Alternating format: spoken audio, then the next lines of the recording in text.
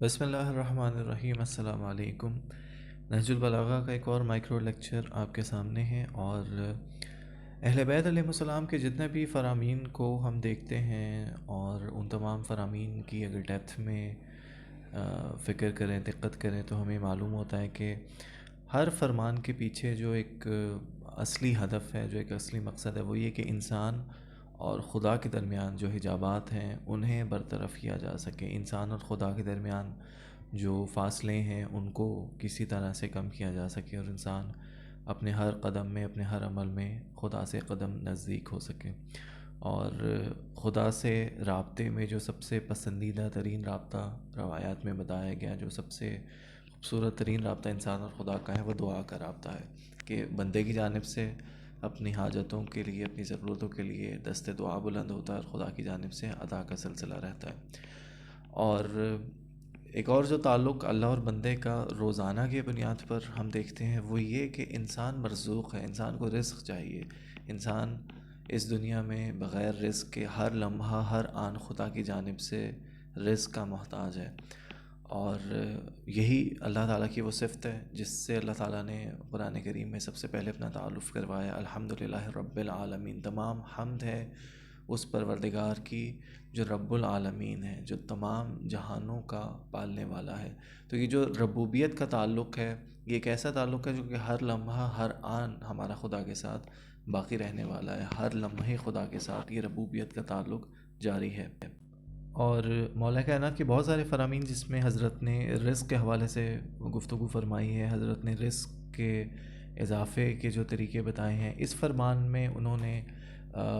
انسان کے رزق میں اضافے کو ایک طرح سے ایک ان لاک کرنے کا جو ایک فارمولہ ہمیں بتایا، وہ دعا میں حسن سلیقہ ہے۔ یعنی فرمایا کہ جو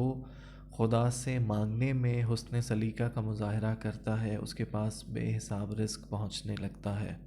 یعنی وہ بہت ساری چیزیں جو انسان کے رزق میں اضافہ کرتی ہیں، جیسے صدقہ ہے وہ رزق میں اضافہ کرتا ہے، استغفار رزق میں اضافہ کرتا ہے، صلہ رحم رزق میں اضافہ کرتا ہے، لیکن یہاں پر ایک انتہائی منفرد جو عمل بتایا گیا، وہ یہ کہ اگر کوئی شخص اپنی دعا میں کریٹیوٹی کو انہینس کرتا ہے، اگر کوئی شخص دعا میں حسن سلیقہ کا مظاہرہ کرتا ہے، اگر کوئی شخص جو ہے وہ اپنی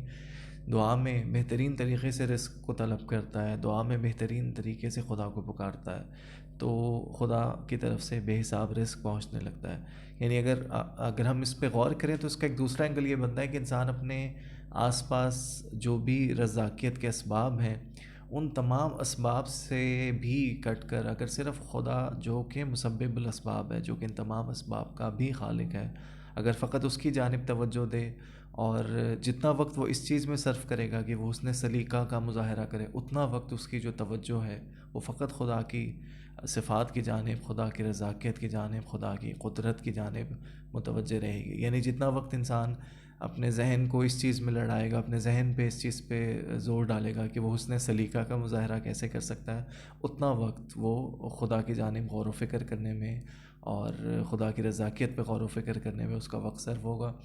اور یقیناً یہ بھی بہت ساری روایتوں میں جیسے ہے کہ ایک گھڑی کا جو غور و فکر ہے، ایک گھڑی کا جو خدا کے نظام پہ، خدا کی صفات پہ فکر کرنا، ہزاروں سال کی، ہزار ماہ کی، ہزار راتوں کی، ہزار رکعت کی مختلف تعبیرات ہیں کہ ان کی عبادات سے افضل ہے۔ خداوند متعال سے دعا کرتے ہیں کہ ہمارے رزق میں اور توفیقات میں اضافہ فرمائے، آمین۔